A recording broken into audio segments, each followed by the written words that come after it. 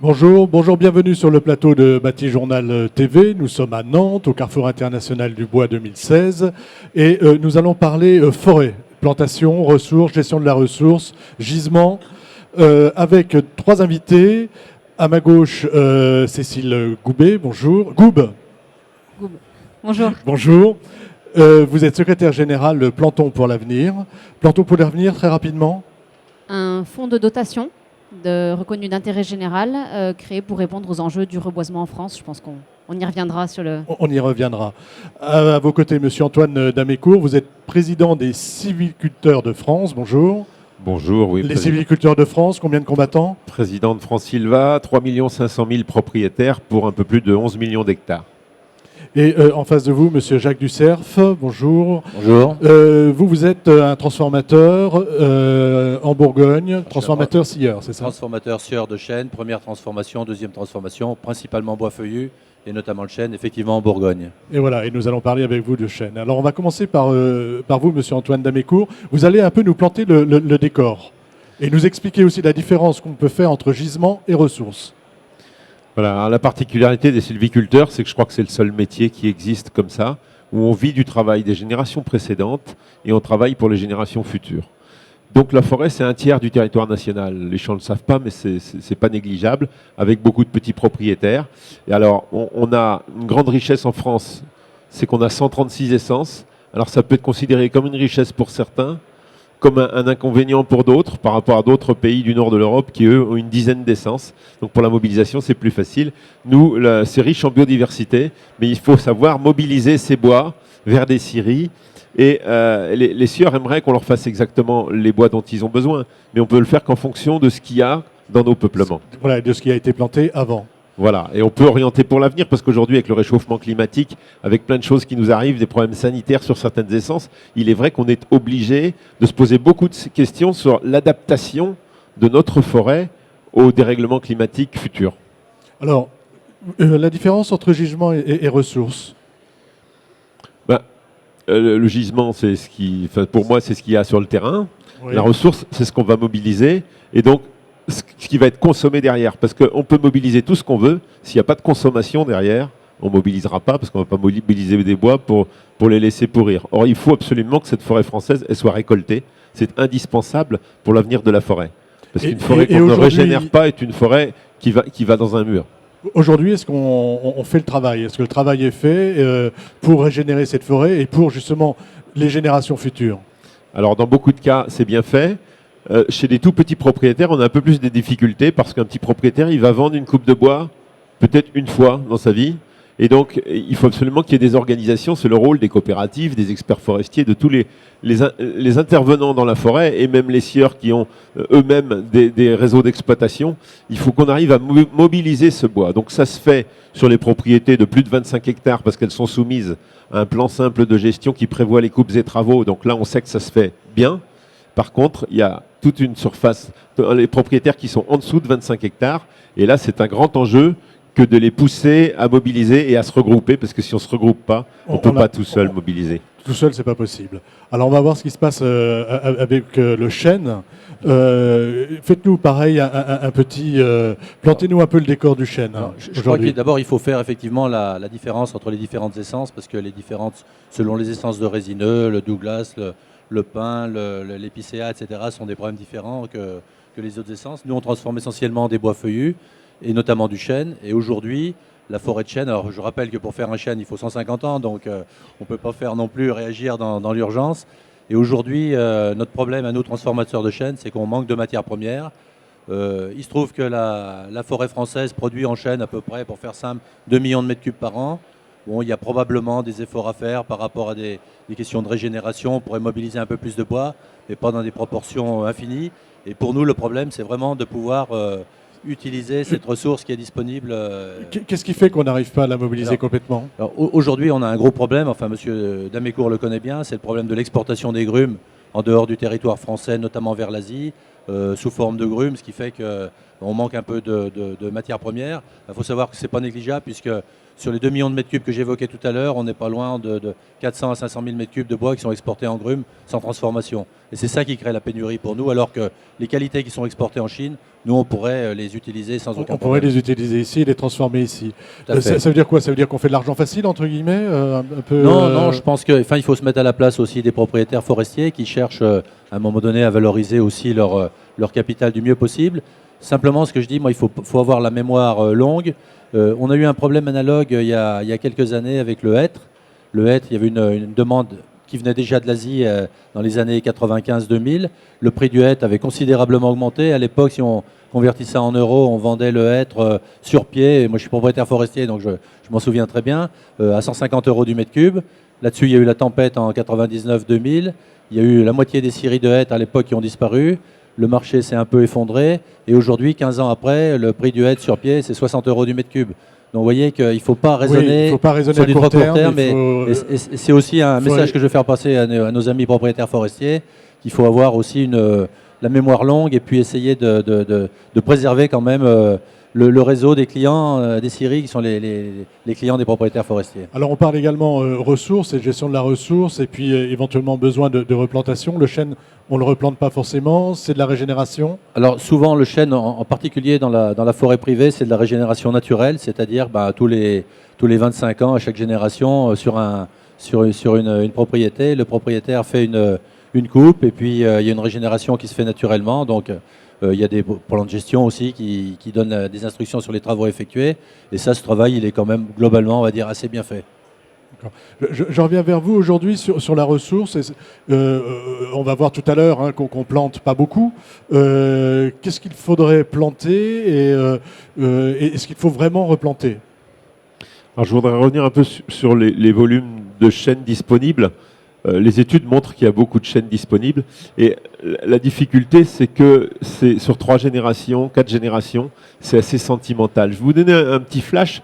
Je vais vous demander de faire vite. Oui, alors un petit flash rapide. Le peuplier au Pays de la Loire, c'est 6% de la surface forestière.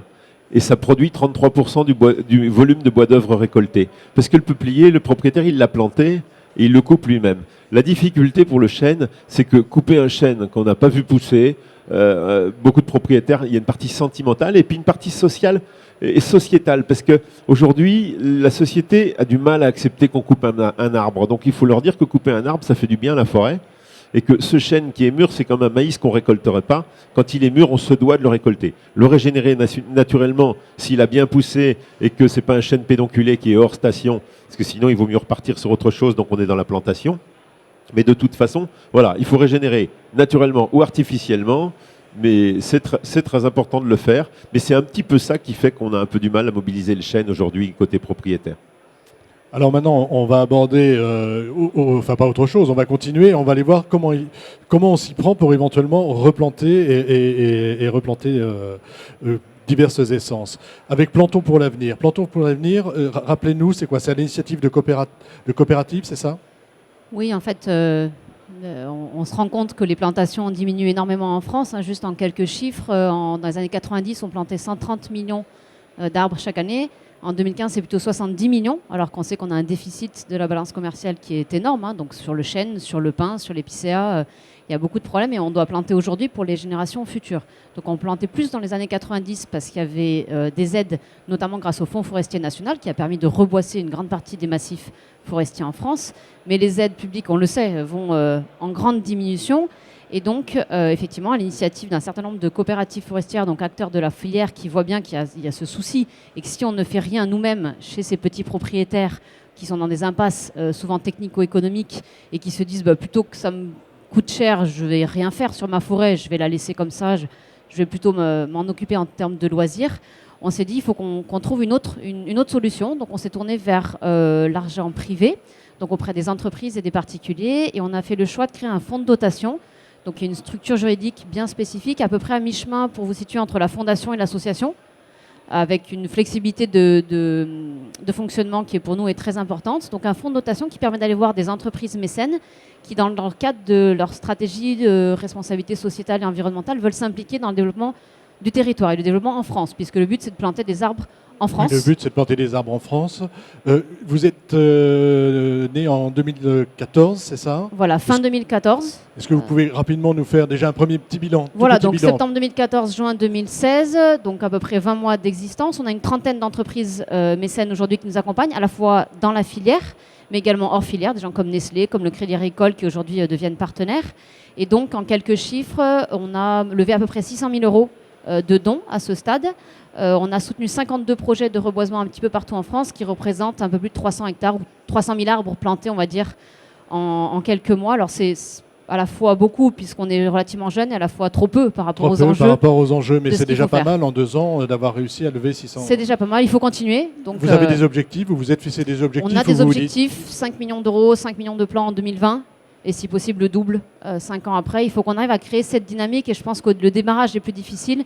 Une fois que les premières entreprises sont venues, les autres ont envie de venir aussi et vont continuer à Voilà, nous c'est ça, accompagner. il faut créer une sorte d'émulation pour que ça. chacun puisse venir. Voilà, l'idée étant vraiment de lancer une dynamique De, re- de replantation. de replantation. Parce qu'on manque vraiment Parce que est-ce qu'on a vraiment besoin de replanter? Ah, on a impérativement besoin de replanter, je pense que les utilisateurs nous le diront très bien. Oui, juste une petite précision par rapport à ce que vous avez dit. Effectivement, vous avez insisté sur le nombre très faible de nouveaux plants qui étaient plantés en France. Il faut aussi préciser que par rapport à d'autres pays, même dans nos proches voisins, c'est 5 fois moins ou 10 fois moins que certains pays. Donc on prend du retard parce que chaque année perdue est une année où, Où on le n'aura bois pas ne poussera planté pas, et voilà. le bois ne poussera pas. Et puis effectivement, moi j'exerce des responsabilités au sein du groupe Crédit Agricole et le Crédit Agricole va s'engager fortement sur le processus Plantons pour l'avenir parce que ça correspond vraiment à nos gènes, à notre implantation sur le territoire, à notre utilité au territoire. Et je fais partie notamment du comité de filière. On a pris la décision assez récemment d'accompagner ce projet de Plantons pour D'accord. l'avenir. Donc on sera des véritables relais pour vous. Donc je pense que ça va marcher. Alors, très concrètement, en 2 minutes, en moins de 2 minutes, comment ça marche?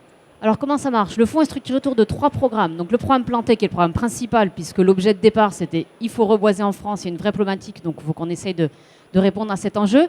Mais il est également accompagné de 2 autres programmes, sensibiliser et former puisqu'il faut sensibiliser les jeunes, le grand public et on va le faire notamment grâce à nos partenaires. La forêt, c'est pas uniquement la promenade, hein. C'est ça l'idée. Hein. Voilà, c'est pas uniquement c'est aussi la programme, mais c'est la production de bois, c'est l'emploi en milieu rural, c'est la biodiversité, c'est la captation de carbone. Tous les enjeux actuels sont très bien représentés par l'arbre et par la forêt. Et puis le dernier programme, c'est l'innovation, puisqu'il faut préparer la forêt au changement climatique. Il y a des améliorations génétiques, il y a plein de choses à faire sur ces thématiques-là. Donc 3 programmes, et si on se centre sur le programme Planté, essentiellement on fonctionne sous forme d'avance remboursable.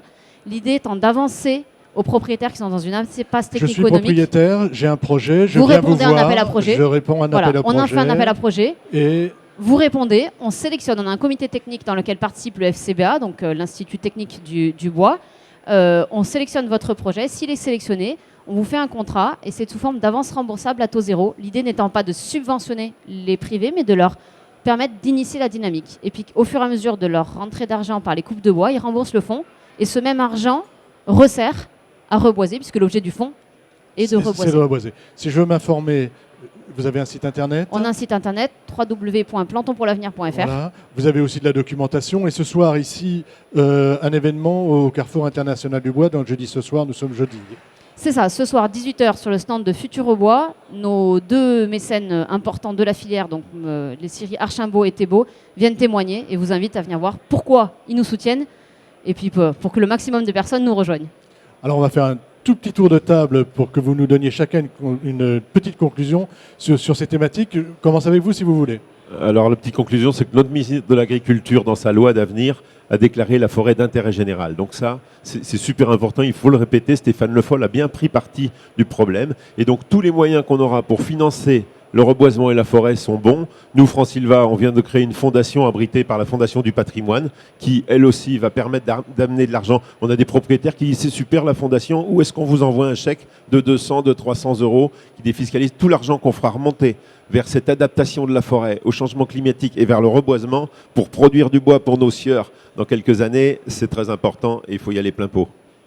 Monsieur Ducerf. Nous simplement dire que les transformateurs ont besoin de bois, qu'on souhaite que le bois poussé en France soit transformé en France. Et puis bien sûr, on soutient le projet parce que vous savez que sur le bois, on est sur de la forêt, on est sur des cycles très longs. Et il faut qu'on pense à nos enfants, nos petits-enfants et nos arrière-petits-enfants pour qu'ils puissent eux aussi transformer du bois. Transformer du bois et profiter de la forêt. Mais simplement en conclusion, plus on sera nombreux à soutenir, je crois qu'on est tous d'accord. Donc c'est Ces un appel, hein, on initiatives, lance un appel là sur On le appelle plateau. un appel à mécénat, un Appel à appel aux gens à mécénat. nous rejoindre. On peut faire du mécénat en nature, du mécénat en compétences, du mécénat en numéraire. Il y a plein de formes pour nous soutenir et nous aider à développer ça. Plus on sera nombreux, plus ce sera facile d'avancer tous ensemble pour cette filière. Et Un dernier mot. Un dernier appel aux jeunes, parce qu'on a créé Forestfaire, qui est un groupe de jeunes propriétaires forestiers qui se réunissent à Paris. Mais il y a plein d'emplois à créer en forêt. Si on dit qu'on fait un emploi par 1000 hectares de bois, il y a 11 millions d'hectares en France. Je vous promets que c'est une multinationale. Il faut créer des emplois en forêt. Alors, on crée des emplois en forêt et on replante. Merci beaucoup. Merci. Merci à vous. Merci à vous.